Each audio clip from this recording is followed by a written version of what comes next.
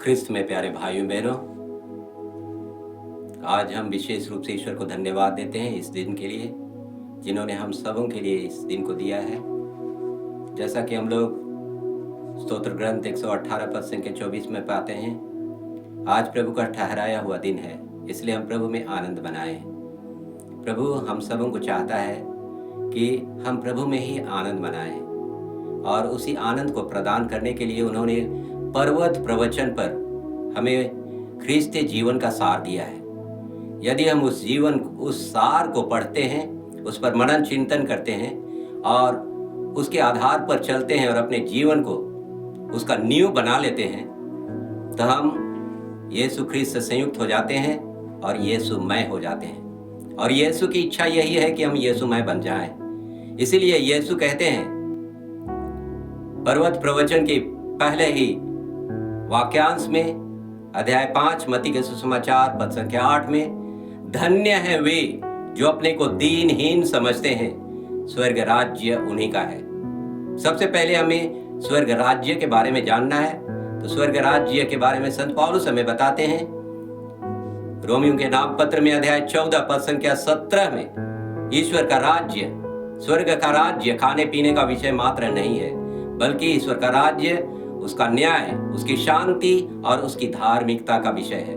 और आज हम सब उसी न्याय, उसी प्रेम और उसकी धार्मिकता की खोज में लगे हुए हैं। जो व्यक्ति इसे पाता है वह ईश्वर के राज्य में प्रवेश करता है, और हम सब उसी आनंद, उसी राज्य में प्रवेश करना चाहते हैं। इसलिए अपने को सबसे पहले हमें दीनहीन बनाना है, अर्थात आध्यात्मिक रूप से अपने को निर्धन बना देना है। जिस प्रकार स्वयं यीशु ख्रिस्त अपने को निर्धन बनाए और उसकी निर्धनता के द्वारा हम सभी धनी बन चुके हैं। यदि हम कुरिन्थियों के नाम पत्र को पढ़ेंगे अध्याय 8 पद संख्या 9 में, वे धनी थे, किंतु हमें धनी बनाने के लिए वे स्वयं निर्धन बन गए, और उनकी निर्धनता के कारण हम सभी धनी बन चुके हैं। अर्थात उन्होंने हमें अपनी मुक्ति को प्रदान किया है, और उसी मुक्ति को आज हमें देना चाहते हैं। इसलिए हमें अपने को दीनहीन बना देना है। दीनहीन बनाने का अर्थ यही है कि हमें अपने को, स्वयं को खाली कर देना है, एम्प्टी कर देना है, अर्थात अपने को निर्धन बनाना है। निर्धन बनाने का अर्थ हमें यह नहीं चाहिए कि हम उस इन चीजों के धनी बने, दुनियावी चीजों के धनी बने, लेकिन यीशु ख्रिस्त के प्रेम के धनी बने, यीशु ख्रिस्त के न्याय के धनी बने, यीशु ख्रिस्त की धार्मिकता के न्याय बने।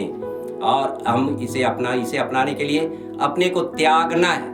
दीनहीन बनने का अर्थ यही होता है कि हम अपने आप को त्यागें, अपने घमंड को त्यागें, अपने उन बुराइयों को त्यागें। और जब हम बुराइयों का घमंड को त्यागते हैं, हम अपने को दीनहीन बना लेते हैं, और उसकी दीनहीनता इसी में है।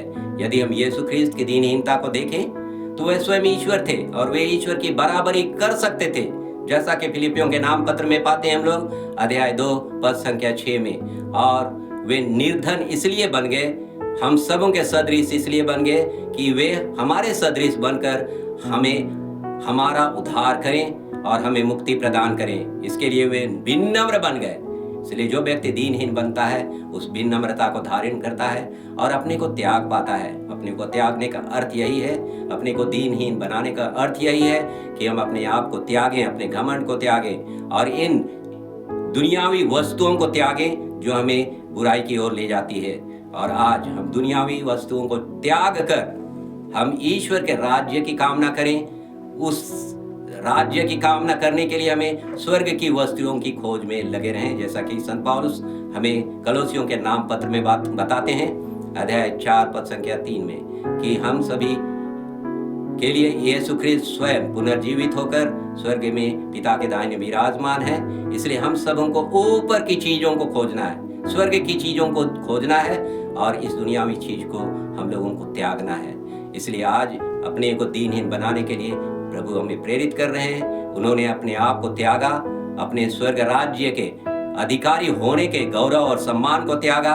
इतना ही नहीं, मानवीय जीवन को भी उन्होंने त्यागा, मानवीय पहचान जो उन्हें मिलनी चाहिए थे उसे भी उन्होंने त्यागा, और हमें शिक्षा दी कि हमें भी दीनहीन बनने के लिए अपने स्वयं को त्यागना है। आत्म संयम के द्वारा प्रभु के राज्य में प्रवेश करना है। आइए हम एक दूसरे के लिए प्रार्थना करें कि प्रभु की उस निर्धनता को अपनाएं और उस निर्धनता के द्वारा हम स्वर्ग राज्य में प्रवेश करें। पिता और पुत्र और पवित्र आत्मा के नाम पर आमेन।